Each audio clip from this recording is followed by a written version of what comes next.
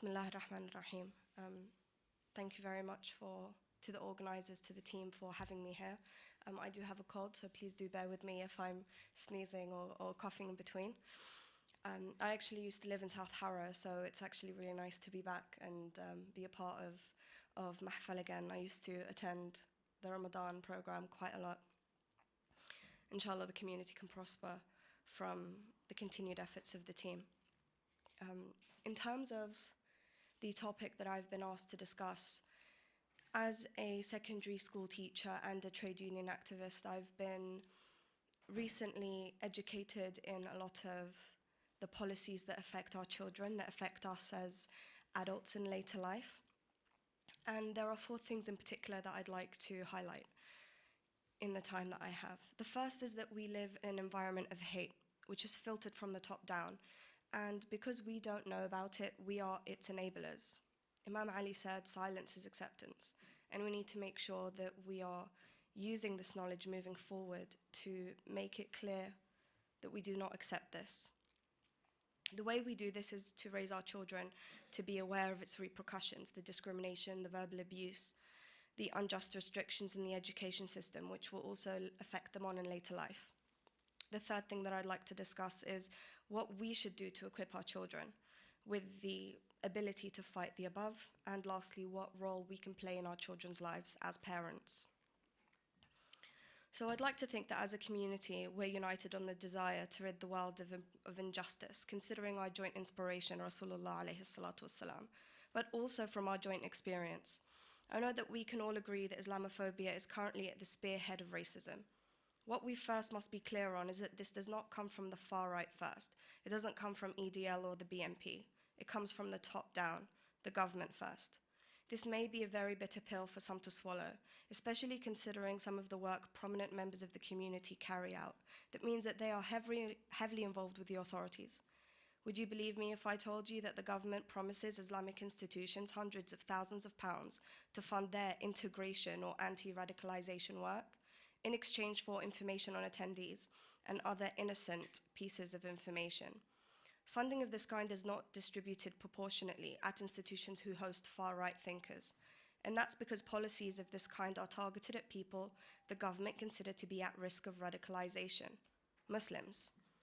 Keep an eye out for leadership or media courses, which apparently seem like capacity building for the community, but instead give legitimacy to the people who are providing these courses, so that they are seen to be providing some kind of benefit to us. And in doing so, they can socially engineer what we think and what we as a community are willing to resist against, making us act and think within the parameters that they define for us. We need to recognize that the government has a plan. Why else would they budget to spend so much money on grants for community projects in a time of extreme austerity for a people that they keep under constant suspicion and investigation? The funding for such projects tends to come from Prevent policy, which all private and public sectors are now trained and obligated to act on. For those who are unaware, stripped back to its bare bones, Prevent is based on a conveyor belt theory. It identifies 3 stages that lead to acts of terrorism.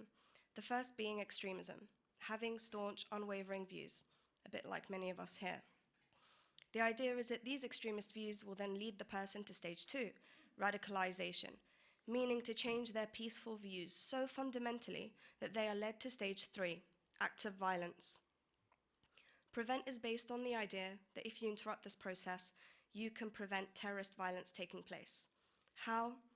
By becoming Big Brother, through increased surveillance on each other and breaching privacy policy, by reporting the could-be signs of radicalization, which outwardly are changes in behavior.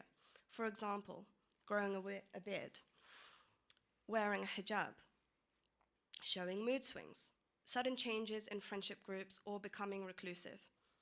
The question that we should be asking here is what human being, child or adult, isn't immune to these? And this is the danger. It impacts everyone. Or does it? We wouldn't notice the average Joe isolating himself, but we would for the average Mo. Why? Because minorities are a racialized subject. We are seen through the filter of race, and we are categorized first and foremost as that. If a white person coughs on a train, it's a cough. If we do it, we're signaling Brother Crow from Four Lions to attack. And once this environment of fear is created, everyone suffers. The first person to die after the 9/11 attacks as a retaliation to terror was a Sikh. Islamophobia targets the Muslim community, but it impacts all. Prevent is a strategy to shut down debate, which is a branch of freedom. Why listen to people like us? They're already different and suspicious.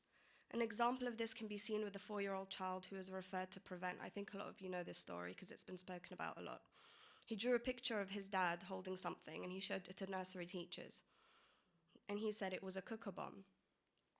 This child was referred to Prevent and a thorough investigation because he could not pronounce the word cucumber. And this is not an isolated case. Another 10-year-old from our own community was subjected to an investigation by police and other officials because he described his house as a terrorist house instead of writing terrace. The point that I'm making is that if these children came from white heritage, the mistakes would have been quickly spotted and laughed at. When we allow children to be referred to Prevent, we're emboldening far-right groups to attack because we're actively showing them that the system in place to protect us actually bullies us, and so they think we're fair game. As a steward at the Al-Quds Day March, which happens annually, the last Sunday of Ramadan, I see firsthand how aggressive the far-right are. And I keep asking myself, how could this year 15,000 people turned up against the Al-Quds Day protesters? There were people who, Zionists, we had EDL, the Football Lads Alliance, etc. How could 15,000 people come together in one place at one particular time with the intention of hurting a group of people, knowing there would be armored police and still not care if there wasn't something in the structures of power telling them that this was okay? And they do this through many subtle ways. One would have something that we've all been exposed to, the promotion of what the government calls fundamental British values, which are valuing democracy, the rule of law, individual liberty, mutual respect for and tolerance of those with different faiths and beliefs and for those without faith. But these British values are mislabeled. They should be called universal, international values. We should call them human values. Why are our politicians choosing to alienate groups of people who may not identify as British? There are people who live, work, and contribute to our society but are not British in their nationality or culture. What about them? This monopolization of universal values is imperialistic, and it's reminiscent of how the British ruling class decided one day to call themselves Great Britain, and everyone kind of went along with it. Tommy Robinson sells himself as the champion of the white working class and uses Islam as the scapegoat of the common man's difficulties. But the white working class are also victims of the elites of this country and are also oppressed.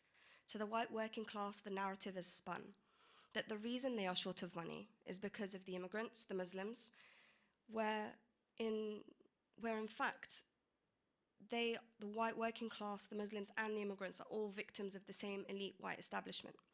But race is used here as a way of pushing a racist narrative, and the definition is being forced from the top down in order to instrumentalize it to oppress. Trump's election, Brexit, Theresa May's implementation of Brexit, sending those horrid go-home or face deportation vans around East London a few years ago, Boris Johnson's letterbox comment, Rowan Atkinson's support of his joke, Charlie Hebdo, London Bridge considered a terror attack, but not Cricklewood. Do you guys know what happened in Cricklewood? These events, ranging from international to local incidents, are not isolated. There's a system at work here, and the point that I want you to take away is that the media and the government create an environment such that the perpetrators feel justified in acting violently towards Muslims. Now, the second thing that I wanted to discuss is, if we accept this as fact, we can raise our children to be aware of its repercussions. We're talking about discrimination, hate crime, verbal abuse, etc. And I'm about to give you some statistics that you can take home with you. Salawat.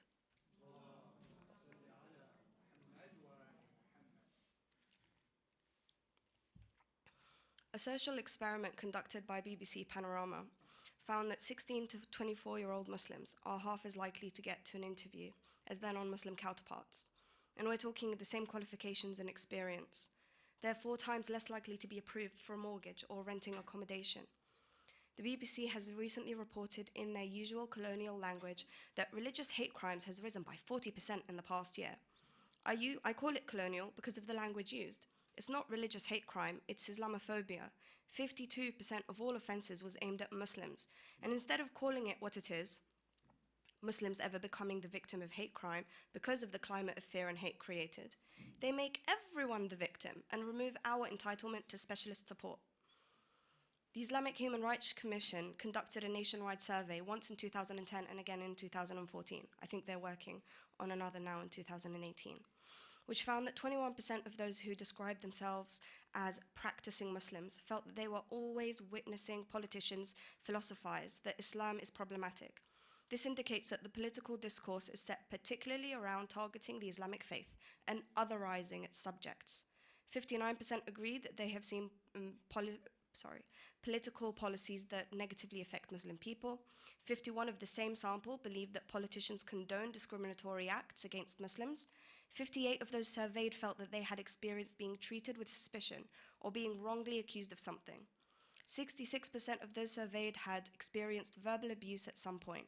The study in its entirety shows that the experience of physical assault has increased, with the intensity of attacks becoming extraordinarily violent. What's important to note here is that these figures only reflect reported crime. There is the dark figure or the hidden figure of crime, a term employed by criminologists and sociologists to describe the amount of unreported or undiscovered crime. And they start us off young. Our children are socialized and experiencing this discrimination at school. I've already mentioned the referrals to Prevent, but they do this in other ways, by making them feel they are different. We've seen the attacks on Islamic schools, the Trojan horse scandal. I don't know if any of you know what's happening with the Al-Sadiq and Al-Zahra school in Kensal Rise in Brent, where they are trying to shut it down because because the boys and girls are isolated. So there's been new legislation that says children should not be isolated by gender. This goes against the law now. And the school, Al-Sadiq and Al-Zahra, actually are two separate schools, but they share a building. And Ofsted have come every other year, which is something that doesn't usually happen. It's not in their practice. They are attacking our schools. They are attacking institutions that practice Islam quite uncompromisingly. That's the word I would want to use. So we've also heard of the Trojan horse scandal. If anyone isn't aware of that, I can go into detail, inshallah, after this speech. The forceful implementation of un-Islamic curriculum on our young, as well as punishing them for observing hijab through interrogations during official inspections by Ofsted. I've seen the discrimination of a practicing student myself, where she was humiliated in front of her peers when told that she couldn't wear a long-sleeve top underneath her school shirt, even when she explained it was for religious practice. The shirts are short sleeve and she wanted to cover her arms. A senior member of staff had to intervene and give this child clearance to cover her forearm. On another occasion, two sixth formers, again in the same school, were exploring their hijab and what non-Muslim senior leadership considered immodest. And I mean that they're like dressing Iranian style. Some of the hair is showing, tight trousers, short tops worn. An SLT felt justified in intervening with their practice of hijab and threatened them with contacting home and staging an intervention. On a separate issue, as a parent, my heart breaks when I see hijabi girls in mainstream schools being forced to wear short skirts and tights.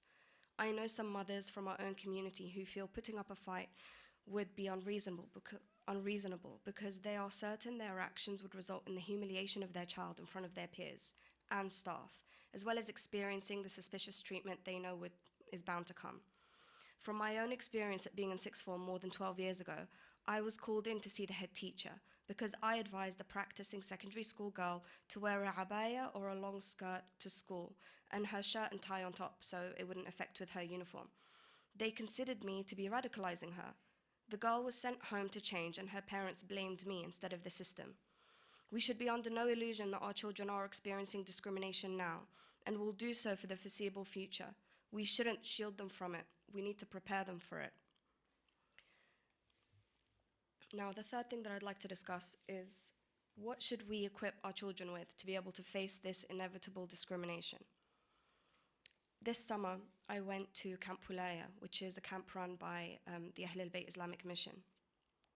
I conducted a workshop with girls ranging from 6 years old to 18 years old.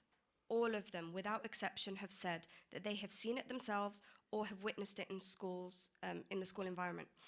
And I'm sure that the same exists for our boys. What was supposed to be a 15-minute talk lasted for over an hour because of the comments and questions that followed. Our children should be taught the definitions of discrimination and hate crime. Just like you would prepare them for SATs or GCSEs, there should be rigorous workshops run to, one, help them identify what they've most likely seen or experienced, and two, so that they know how to act or react when the situation arises. For number one, I believe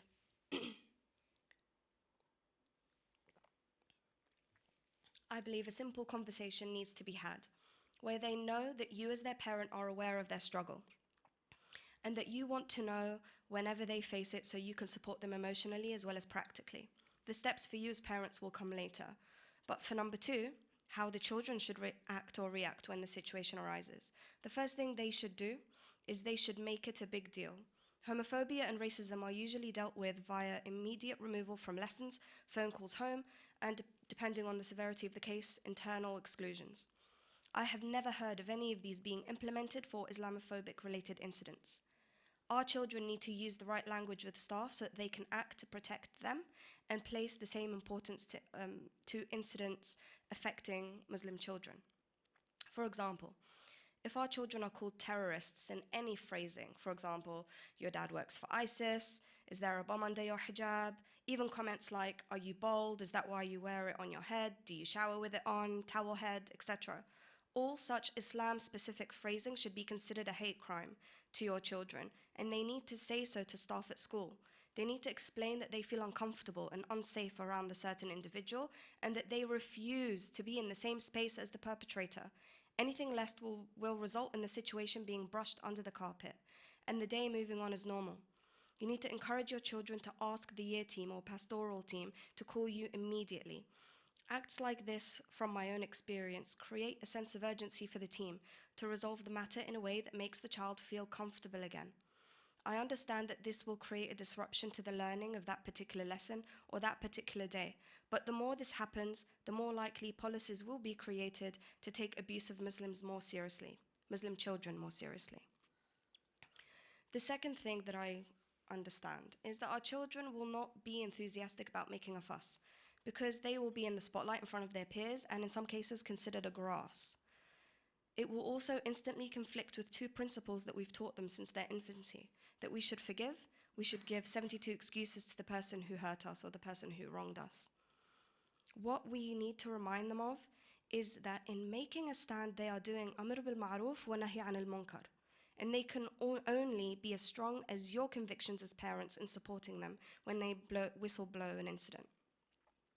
They also need to be taught about the Equality Act 2010.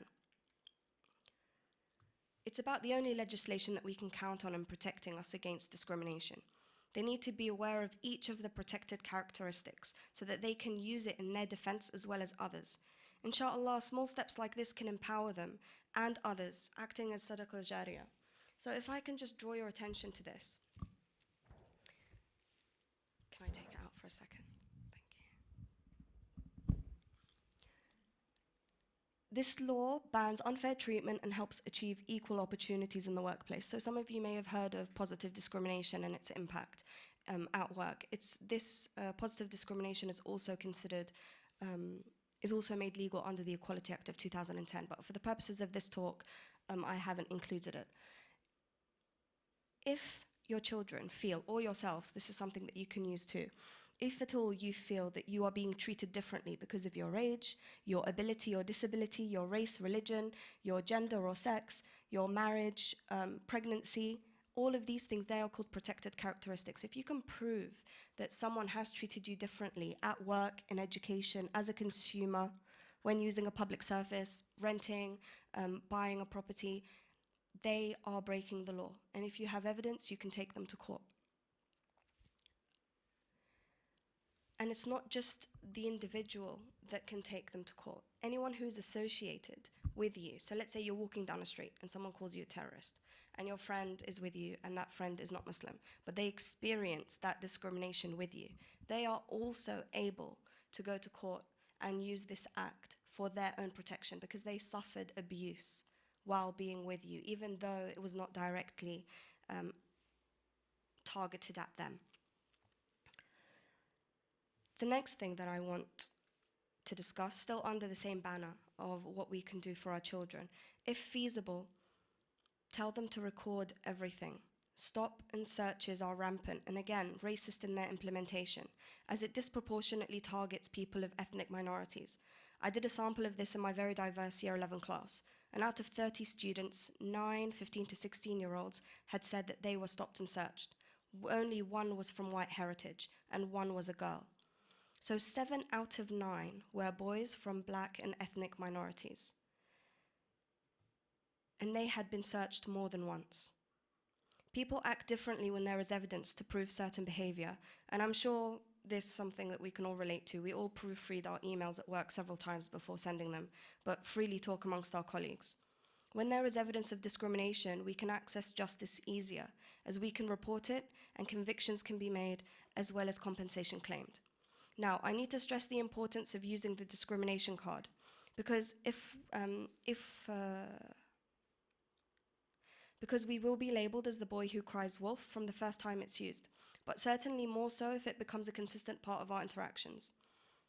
This must also be explained to our children. We can't afford any mistakes. We're already under the magnifying glass. Now, lastly, what role can you play in your children's schools?